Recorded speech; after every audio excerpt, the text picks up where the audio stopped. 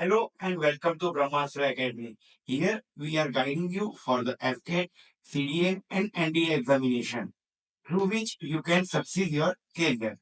So today we are going to start one of the topic or you can say one of the subject which is very much important in all this examination and that is chemistry. मैं आपको पहले पूछता हूँ what do you mean by chemistry? बड़ा एक simple सा meaning है ना। अगर आपने कोई और वैसे देखा जाए तो कोटा फैक्ट्री ऐसा कुछ देखा है ना, तो जब भी केमिस्ट्री आता है तो क्या वर्ड आता है? एक्सेप्शन। तो पहली चीज बेटा दिमाग में ये रखनी है कि when you are going to study chemistry there are lots of expectation expectation and expectation. जितनी आप एक्सपेक्टेशन करोगे ना उतने एक्सेप्शन आएंगे। तो ये दोनों टर्म इसके अंदर बहुत उपयोगी होगी। क्या होंगे?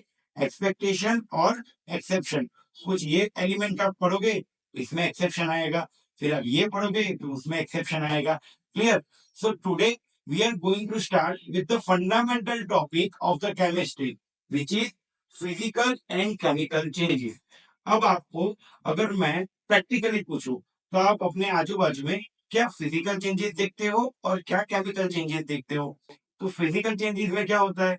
जनरली अगर हम फिजिकली में बात करें तो किसी की हाइट का बढ़ना, कम होना, ये जनरली होते हैं फिजिकल चेंजेस। इसका मतलब इसके साइज, वॉल्यूम, एरिया, लेंथ, किसी एक चीज में अगर कुछ चेंज होना हो तो उसको बोलते हैं फिजिकल चेंजेस। तो फिर केमिकल चेंजेस क्या होगा? तो बेटा अगर पूरे के पूरे कंपाउंड या फिर उसके सॉल्यूशन का अगर पूरा का पूरा स्ट्रक्चर चेंज हो रहा है तो उसको बोला जाता है chemical changes. Okay, so let's dive into the topic physical changes and chemical changes. So there are two types of changes, physical changes and chemical changes. Let's go with the physical changes. So a physical change is a change in which the composition of a substance is not affected. इसका मतलब क्या हुआ कि आपका कोई composition है तो वो वैसा का वैसा ही रहेगा, उसमें कोई चेंज आएगा नहीं। हो सकता है कि आपका कंपोजिशन के अंदर ये चीज हो सकती है कि थोड़ा बहुत आपको चेंज दिखे, बट आपको वो चीज वापस मिल सकती है। You can say that when there is a physical change there is a reversible process. अब आप ये बोलोगे sir then what is reversible process and what is irreversible process? तो रिवर्सिबल प्रोसेस का मतलब क्या होता है बेटा? अगर एक प्रोसेस के बनने के बाद let's say A plus B gives you A, अब आप उसके अंदर कुछ ऐसे चेंज करोगे ताकि अगर आपको वापस ए और बी अलग से मिल जाए तो उसको बोला जाता है physical change. Clear? So a physical change is a change in which the composition of a substance is not affected. Let's an example, no new substance is formed. कोई नया सब्सटेंस नहीं बन रहा है बेटा, सिर्फ दोनों क्या हो जा रहा है? मिक्सचर हो जा रहा है। उसके एग्जाम्पल कौन से है? तो देखो evaporation, distillation, sublimation, condensation and crystallisation are physical changes. ये सारी चीजें जब आप केमिस्ट्री में पढ़ते हो कि किसी का क्या हो गया, इवापोरेशन हो गया। इवापोरेशन का मतलब क्या होता है बेटा? पानी को अगर आप बॉईल करोगे तो उसकी जो वेपर फॉर्म होती है उसको बोला जाता है इवापोरेशन। डिस्टिलेशन जो होता है मतलब डिस्टिलेशन का आपने सुना होगा डिस्टिल वाटर। डिस्टिल वाटर का मतलब क्या होता है? उसकी इम्प्योरिटीज को हटा के पानी को प्योर करना होता है। फिर होता है सबलिमेशन, कंडेंसेशन, ये सारे वर्ड आपने ऑलरेडी पढ़े हुए। क्रिस्टलाइजेशन, पानी का आइस में बन जाना, वो क्या होता है? Crystal. Clear? So another example, अब आप जो देखो फिजिकल चेंज और केमिकल चेंज ये दोनों चेंजेस क्या होते हैं? ये चेंजेस बेटा उस तरह के होते हैं जहां पे आपको केमिस्ट्री के अणु में पढ़ना है। Clear? So let's understand with the example of chemistry. What is that? The blue color of the copper surface crystal disappears when it is heated strongly because on heating water of crystallization of crystal is lost. It regains its blue color when moistened with a drop of water. क्या बोल रहे हैं कि अगर आपके पास CuSO4 जो आपके पास solution है मतलब पानी में ऐड किया हुआ है, अगर आपने उसको गर्म कर दिया तो जो पानी होता है ना वो इवापरेट हो जाएगा। तो सिर्फ क्या बचेगा बेटा? CuSO4 व्हाइट कलर का कुछ बचेगा और पानी उसमें से क्या हो जाएगा? लीव कर देगा। क्लियर? अब हम क्या बोल रहे हैं? अगर CuSO4 को आप ऐसे ही रख दो तो क्या होगा, तो आजू बाजू में जो मॉइस्चर होता है ना, उसमें से वो क्या करेगा, वाटर ड्रॉपलेट्स को कलेक्ट करेगा और वापस क्या बना देगा, सॉल्यूशन CuSO4 का, जो कि होगा ब्लू कलर का। इसका मतलब आपको स्टार्टिंग में ये जो सॉल्यूशन था वो क्या था, कॉपर सल्फेट का ब्लू कलर का सॉल्यूशन था। उसमें एक केमिकल प्रोसेस हुई जिसकी वजह से पानी अलग हो गया और CuSO4 बचा। अगर अब वापस CuSO4 ने पानी को एक्सेप्ट कर लिया तो वापस क्या बन जाएगा बेटा, CuSO4 into H2O blue form में वापस आ जाएगा। इसका मतलब क्या हुआ बेटा, it's an reversible process. That means at the initial stage, whatever we have, we again get it from the all the chemical process. So this type of changes are known as physical changes. Clear? Okay. So let's move forward to next. That is some facts. अब देखो, chemistry चाहे है बहुत सारे exception, पर उसके कुछ भी फैक्ट तो होंगे ही। पहला फैक्ट क्या है, first one, that physical changes are temporary and reversible. Reversible का मतलब बेटा मैंने आपको समझा दिया कि आपको जो चीज मिल रही है वो क्या मिल रही है, वापस मिल रही है। अब टेम्पररी, टेम्पररी का मतलब क्या होता है कि थोड़े टाइम के लिए। फॉर एग्जाम्पल अभी हम क्या बोलते हैं, कोहली जब ये पूरे बीजीटी के अंदर न्यूजीलैंड सीरीज के अंदर नहीं खेल पाए तो लोग क्या बोलते हैं, form is temporary, class is permanent. मतलब थोड़े बहुत लाइफ के कुछ ऐसे फेजेस होते हैं जिसके टाइम पर उसका अच्छा परफॉर्मेंस नहीं होता है, बट ऑल ओवर वो क्या होता है, गुड प्लेयर होता है। उसी हिसाब से ये जो फिजिकल चेंजेस होते हैं वो क्या होते हैं, टेम्पररी होते हैं। मतलब जब तक आप प्रोसेस कर रहे हो तब तक वो चेंज हो गया, थोड़े टाइम के बाद वो जैसे ही प्रोसेस खत्म हो गई वापस आपको वो चीज क्या मिल जाएगी, वापस। That's why it is known as reversible. Second point, the composition of the constituent of matter remains same during physical change। Example क्या है, constituent particles of matter does not change। इसका मतलब क्या हुआ बेटा, कि अगर आपने, आपके पास कोई भी चीज पड़ी हुई है, लेट से आपने एक वाटर के अंदर रेत को डाल दिया, मिट्टी को डाल दिया, तो क्या हो जाएंगे, मिट्टी के पार्टिकल उसके आजू बाजू में घूमते रहेंगे और जैसे ही आपने वापस इवापोरेट किया पानी निकल जाएगा तो वापस क्या रह जाएंगे, ये मिट्टी जो सिलिका है उसके जो पार्टिकल्स है वो कहाँ मिल जाएंगे, वहां के वहां रह जाएंगे। Third point, physical changes are due to the change in physical properties like density, volume और स्टेट, बट वो क्या होती है बेटा, टेम्पररी।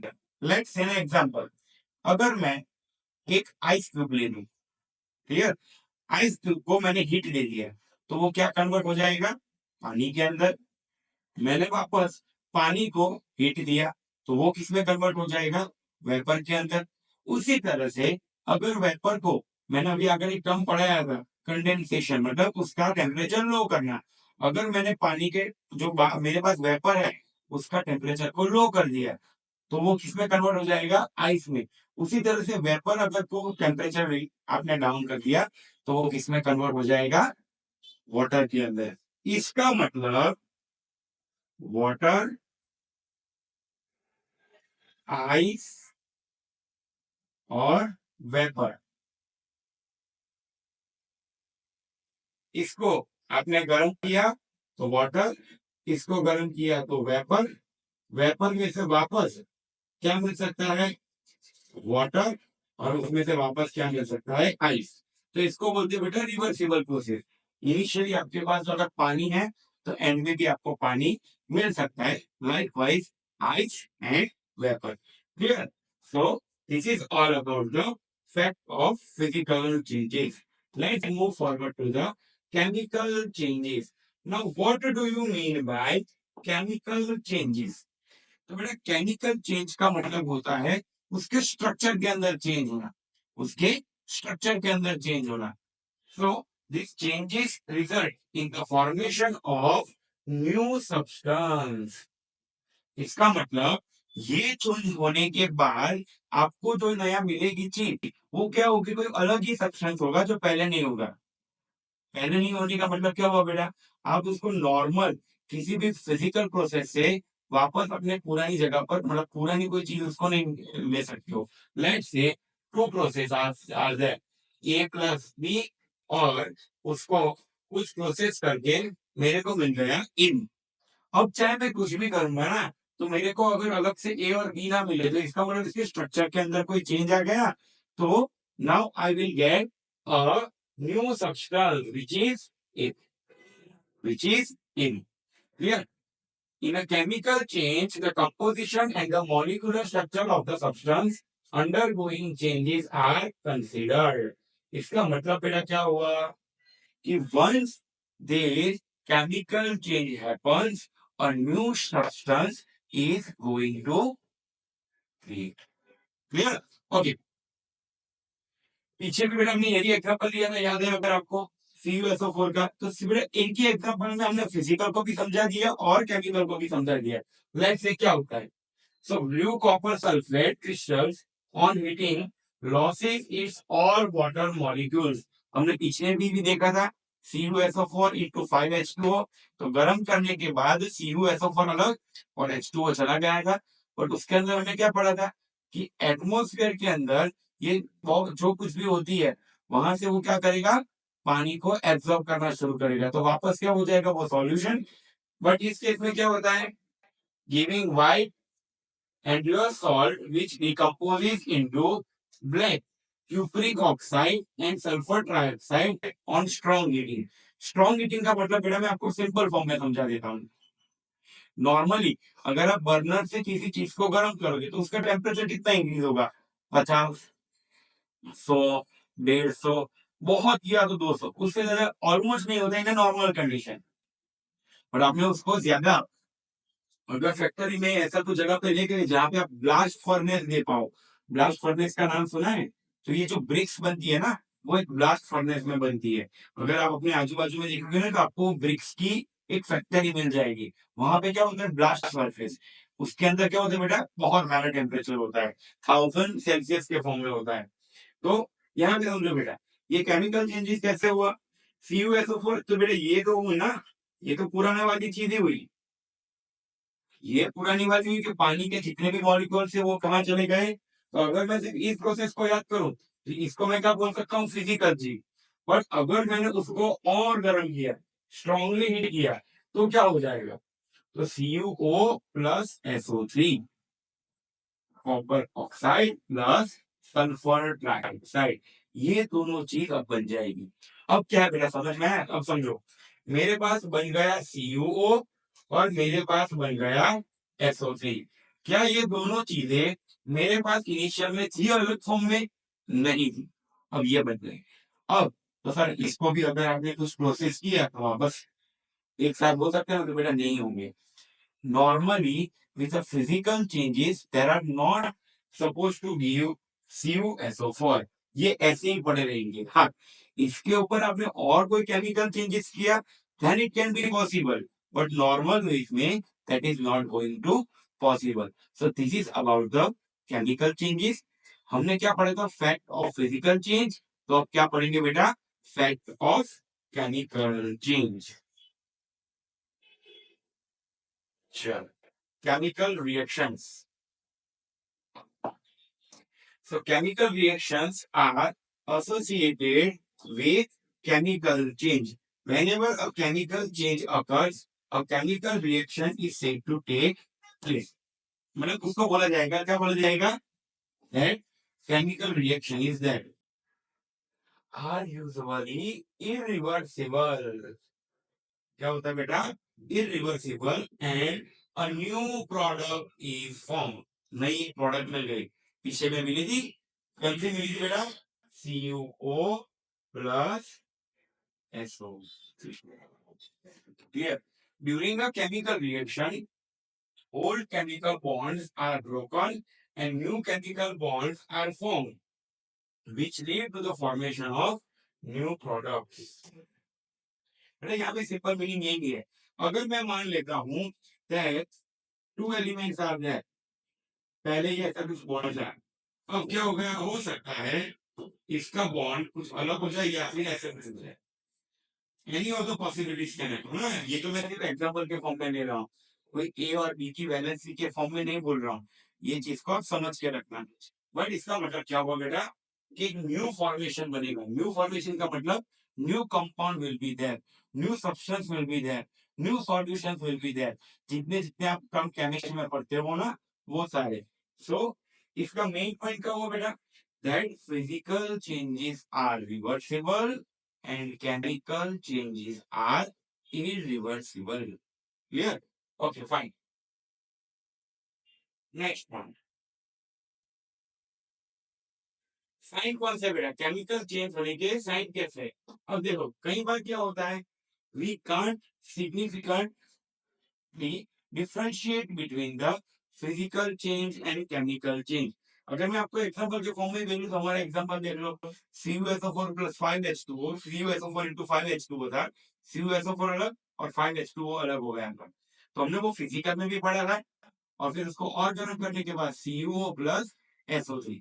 इसका मतलब there has to be some significance that the differentiate between the physical change and chemical change। Let's say अगर compound के अंदर कुछ कलर के अंदर चेंज आ रहा है, ये कलर के अंदर चेंज क्या होता है बेटा, एक बार ना मैं आपको मस्ट बोलूंगा, शुगर फैक्ट्री, शुगर जहां पे बनती है ना, उसका एक बार वीडियो देखना। आई होप बहुत डीप में मत देखना, वरना आप खुद ही शुगर फ्री चीजें खाना शुरू कर दोगे, because the making of the sugar is very much dangerous. उसमें तो आप वीडियो देखोगे ना तो आपको पता चलेगा। क्लियर? वहां पे नहीं जाते हैं, पर इसका मतलब हुआ change in colour, second thing evolution of a gas, gas form होंगे, change in temperature and change in state. तो जैसे कि हमने चेंज इन स्टेट में बोला, water, vapour, ice, solid, liquid, gas, मतलब कि कोई स्टेट में चेंज हो सकता है, चेंज इन टेम्परेचर, किसी का टेम्परेचर चेंज हो सकता है। आपको एक चीज पता होगी, कैल्शियम कार्बोनेट, कैल्शियम कार्बोनेट क्या होता है? So when you are talking about the calcium carbonate, तो कैल्शियम कार्बोनेट के अंदर जैसे ही पानी में डालोगे ना, the heat will produce, the heat will produce. इसलिए आपने कभी कभी देखा होगा कि ये जो कलर काम करते हैं ना, जो पेंटर लोग होते हैं, जो हमारे दीवार के ऊपर कलर करते हैं, वो ज्यादातर वो CaCO3 चूना लगाते हैं। बट अगर जब बनाते वक्त उनके बॉडी पर अगर वो गिर गया तो क्या हो जाता है, आप देखना, उनके बॉडी के ऊपर इसे फोल्डे पड़ जाते हैं। इससे क्या होता है, पेन ज्यादा होता है। तो ये क्यों होता है? Because it is producing the heat, और हीट का नेचर क्या होता है, एब्सॉर्बिंग द वाटर। तो वो क्या करेगा, मान लो कि इस हैंड के ऊपर कैल्शियम कार्बोनेट गिरा, जो पानी में डाइल्यूटेड है, जैसे ही गिरेगा क्या होगा, अब वो यहाँ जैसे गिरेगा तो इतने पार्ट में जितना भी वाटर होगा ना, उसको एब्जॉर्ब करने का ट्राई करेगा। जैसे ही एब्जॉर्ब करने का ट्राई करेगा, अवर बॉडी विल उसका क्या करेगी, अगेंस्ट करेगी। उसके रिएक्शन में हमारी वो जो स्किन होती है वो क्या हो जाती है, ब्लैक हो जाती है, और ऊपर से लेयर बन जाता है, ताकि वो जो CaCO3 वाला जो पानी था, वो आपकी बॉडी को ज्यादा डैमेज ना करे। Clear? So this is about the 5 main science जो आपको पता चलेगी कि वो केमिकल रिएक्शन मतलब केमिकल चेंजेस है या फिजिकल चेंजेस है। क्लियर? फाइन।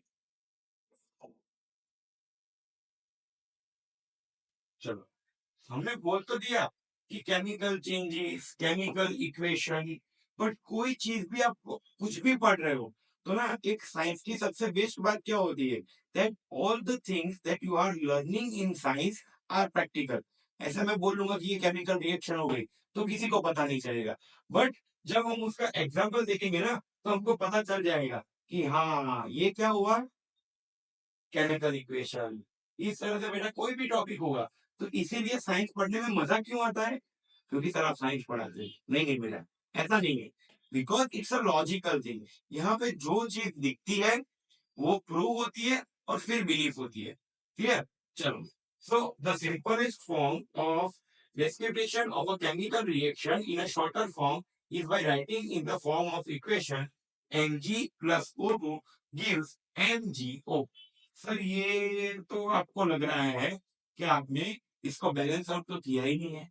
बेटा मैं जानता हूँ कि यहाँ पे मेरे को 2 लगाना पड़ेगा, तो ये 2 MgO हो जाएगा, वो मेरे को जानता हूँ, ऐसा नहीं है। पर मेरे को यहाँ पे आपको समझाना क्या है कि ये दिखेंगे कैसे।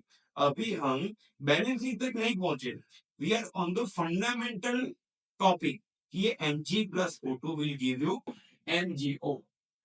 It is a representation of a chemical change by the help of symbols of elements and the formula of compounds.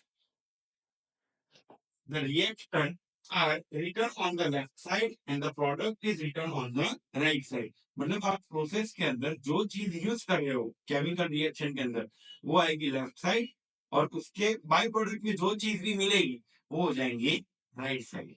Clear. An arrow is placed between them to show the direction of reaction. तो ये देखो मैं आपको सिर्फ अभी दिखा रहा हूँ. जब ये नहीं था तब देखो नहीं था, मैंने इसीलिए नहीं रखा था. क्यों? ताकि आप समझ पाओ कि केमिकल रिएक्शन में इसकी इंपॉर्टेंस क्या है. यहाँ पे क्या करना होता है बेटा, कैसे आपको एरो करके दिखाना होता है. इसका मतलब Mg+O2. बेटा यहाँ पे वापस बोल रहा हूँ जो अभी से जुड़े हैं, यहाँ पे अगर 2 लगाना जरूरी होता है बट मैं अभी बैलेंसिंग आउट कर ही नहीं रहा हूँ. मैं सिर्फ आपको समझा रहा हूँ कि केमिकल किसी भी रिएक्शन को लिखते कैसे, बैलेंस की बात नहीं हो रही. क्लियर. चलो fine. Characteristics of chemical equation. क्या होती है? The equation must representation the known facts and physical chemical change. Physical chemical change. तो आपका जो ये जो इक्वेशन है ना वो शो होना चाहिए इस तरह से. Second point, the equation must contain the correct formula of the reactants and the products. इसका मतलब मैं आपको सीधा समझाता हूँ. कभी भी अगर मान लेते हैं कि मेरे को ये प्रोसेस दिखा नहीं है, gives you carbon dioxide, C+O2 will give you CO2. But अगर मेरे को मन करे तो मैं ऐसे नहीं लिख सकता हूँ. कार्बन का कार, ऑक्सी का OXY give you C oxy. नहीं लिख सकते. This is absolutely wrong. क्यों बेटा रॉन्ग? ये आपको सिर्फ समझा रहा हूँ क्या कि ये जो होता है करेक्ट फॉर्मूला ही होनी चाहिए. आप आपका जो मन करे वो लिख सकते नहीं हो because it's a standard process. Okay. Next one, the important conditions of temperature, pressure and the crystalline during the reaction must be return on the top of the chemical equation. तो बेटा अगर आपने जो हमने पूरा अपना आपको एग्जांपल अभी दिखाया है कौन सा, CuSO4 वाला, दैट CuSO4 into 5H2O, उसको हीट देने के बाद तो यहाँ पे टेम्परेचर को ऐसे मैंने डेल्टा से दिखा दिया, ये ऊपर दिखाना पड़ेगा और ये हो जाएगा CuSO4. Clear. The law of conservation of mass must be satisfied. इसका मतलब क्या हुआ बेटा कि अगर मैंने ये पूरी चीज लैंड से 10 ग्राम ली तो ये प्लस यहाँ से जो पानी वेपराइज होगा उन दोनों का एडिशन कितना होना चाहिए, 10 ग्राम. कहीं मास, सर वो तो हो सकता है ना वेपर, बट थी बेटा वेपर, हम उसको काउंट नहीं कर पाए ये हमारे. क्लियर. सो मास कंजर्वेशन. तो बेटा एक चीज तो आपको यहां तक पता चल गई होगी that science is all about the conservation. Physics होगा तो क्या होगा, energy conservation, linear momentum conservation and angular momentum conservation. Chemistry आया तो मेनली क्या होगा, मास कंजर्वेशन. कहीं ऐसे ही कहीं जगह पर कहीं पे भी डीके ऑफ मास नहीं होता है. हाँ, इसका मास इसमें इस तरह से डिवाइड हो सकता है but there is no such thing called DK. तो सर आप ये बोलोगे तो रेडियो एक्टिव के अंदर क्या होता है, मतलब वहां पे भी होता है, हम काउंट नहीं कर पाए. That is our limitation. Clear. Fine. Let's move forward to the कैसे दिखाएंगे. चलिए मैंने अभी आपको दिखाया H2O सॉलिड फॉर्म में मतलब आइस.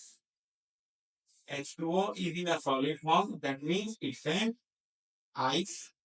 H2O liquid मतलब water. और ये क्या हो जाएगी, वेपरिश फॉर्म के अंदर. क्लियर. मैंने हर एक जगह पे क्या लिखा हुआ है, डेल्टा.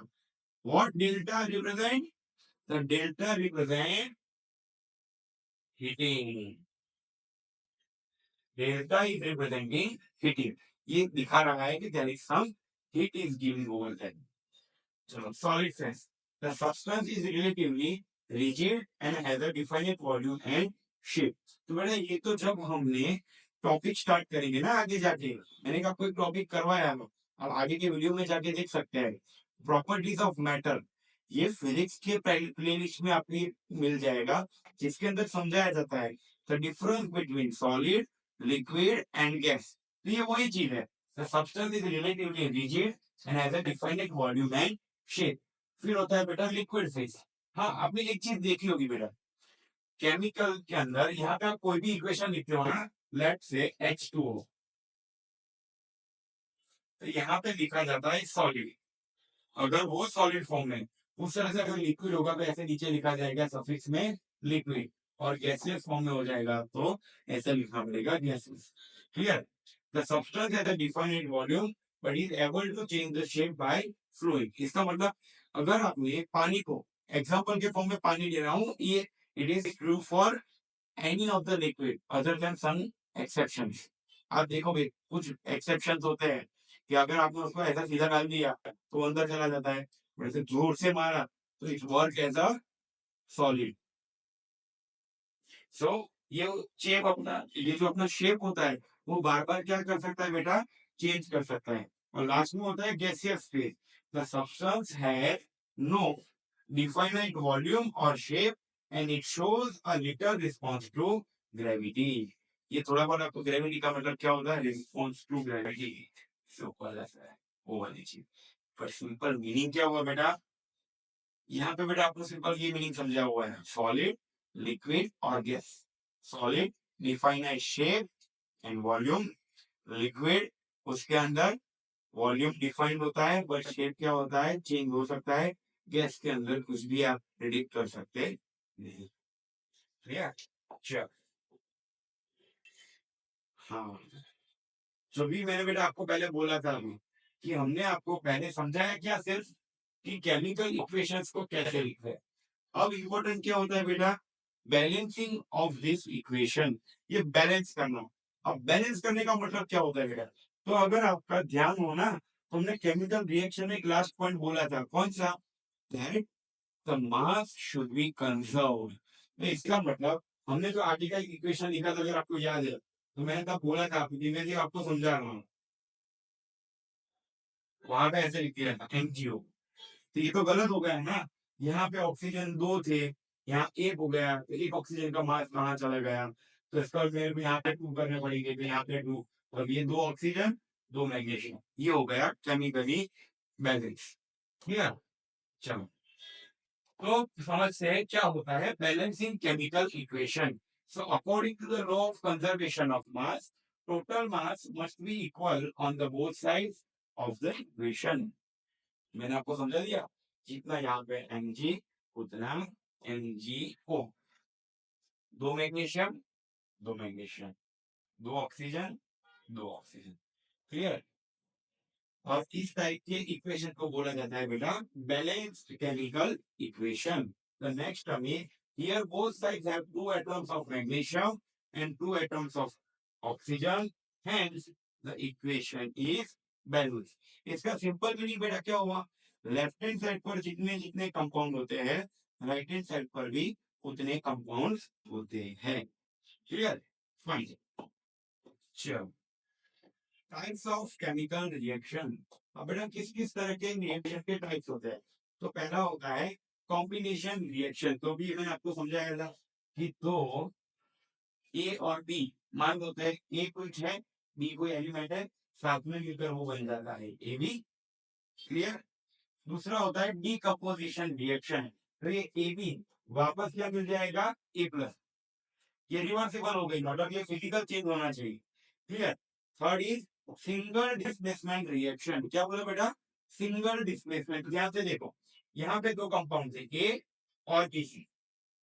अब पहली चीज है डिस्प्लेसमेंट का मतलब क्या होता है, उसका डिस्प्लेसमेंट मतलब यहां से यहां शिफ्ट होना, मतलब उसके पोजीशन के अंदर चेंज है। तो ध्यान से देखना, ए और उसके साथ में कौन सा, बी। तो अब यहाँ पे किसका हुआ डिस्प्लेसमेंट, सी का डिस्प्लेसमेंट हुआ, और वो चला गया एसी के साथ, और बी क्या हो गया, सिंगल। क्लियर? ए था सिंगल, बी सी था मिंगल, और एसी हो गया मिंगल और बी हो गया single. Clear? I am not going to elaborate much more. मैं समझ गया आप क्या समझ रहे हैं। क्लियर? और दूसरा होता है बेटा डबल डिस्प्लेसमेंट रिएक्शन। नाम से ही पता चल जाएगा डबल डिस्प्लेसमेंट का मतलब क्या होता है बेटा। यस, दो जगह पे रिप्लेसमेंट होगा। तो देखो एडी और सीडी, तो डी इसके साथ और बी इसके साथ, तो एडी प्लस सीडी।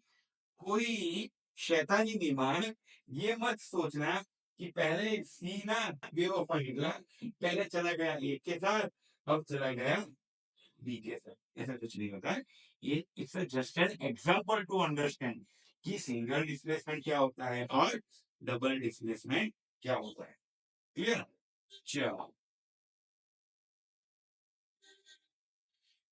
थोड़ा इलेबरेट फॉर्म में समझ लेते हैं क्या होता है बेटा।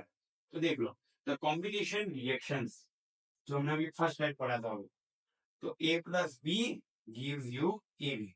तो यहाँ पे बेटा calcium oxide plus H2O gives CaOH twice. मैंने यहाँ पे आपकी ब्लैंक छोड़े हुए ताकि आप समझ पाओ।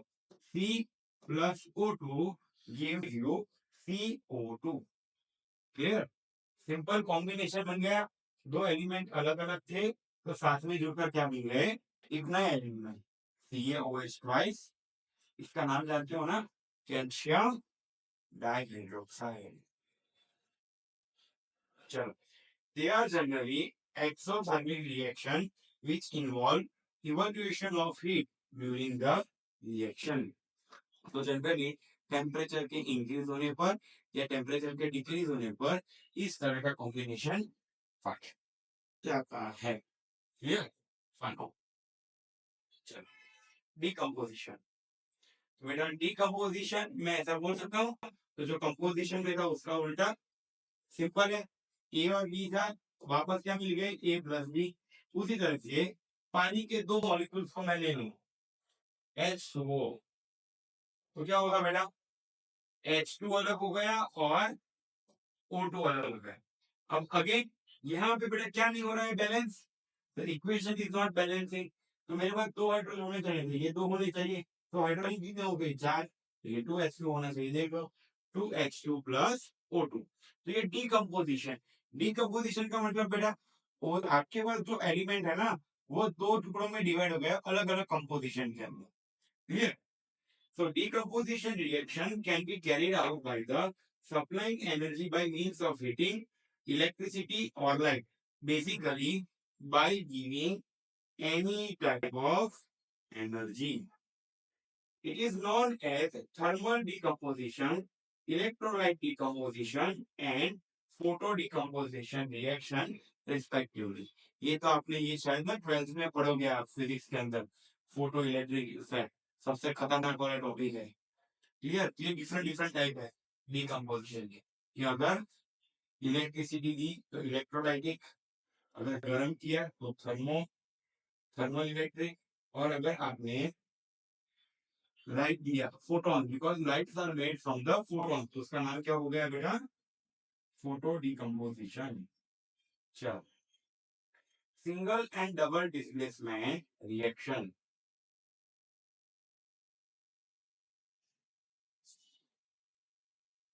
चलो ये हो गया हमारा लास्ट इसके अंदर का। इसके अंदर ना दोनों आपको एक साथ में समझा देता हूँ ताकि आपको क्लियर हो जाए। सिंगल रिप्लेसमेंट रिएक्शन, तो ध्यान से देखना, मैग्नीशियम प्लस CuSO4। तो इसमें क्या हो जाएगा, देखो सिंगल डिस्प्लेसमेंट, तो यहां से SO4 इसके साथ चला गया तो क्या बन गया MgSO4 और Cu हो गया अलग। अब बेटा आगे जाके आप इसको भी पढ़ोगे, ऑक्सीडेशन रिडक्शन ये सब कुछ आएगा। तो इसमें यहाँ पे ना आगे जाके हम पढ़ेंगे कि इसको ऑक्सीडेशन बोलेंगे या रिडक्शन बोलेंगे, बेसिस ऑन हाइड्रोजन इंक्लूड हुआ रिमूव हुआ, ऑक्सीजन इंक्लूड हुआ रिमूव हुआ, इलेक्ट्रॉन एक्सेप्ट किया इलेक्ट्रॉन डोनेट किया, on the basis of that. अभी तो मेरे को सिर्फ सिंगल डिस्प्लेसमेंट समझना है। तो जनरल फॉर्म में बेटा क्या लिख सकता हूँ, A plus B C gives you AC plus B. इसका मतलब सिंगल डिस्प्लेसमेंट, सी यहां से कहा चला गया ए के साथ। क्लियर?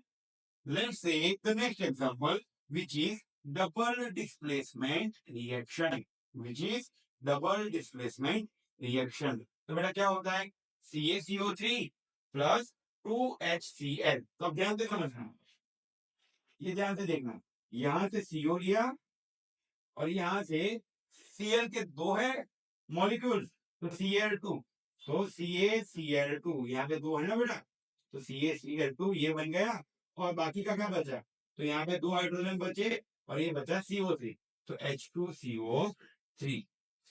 अगर आपको पता है ना H2CO3 का साइंटिफिक नाम क्या है, तो कमेंट में जरूर लिख देना।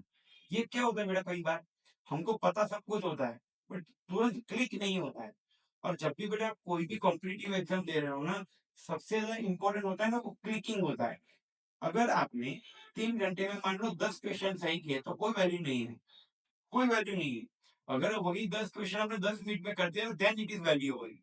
मैं तो ज्यादा टाइम बोल रहा हूँ, इससे भी कम टाइम होता है, बट मैं आपको सिर्फ एग्जाम्पल के फॉर्म में दे रहा हूँ दैट यहाँ पे सिर्फ क्वालिटी मैटर नहीं करती है।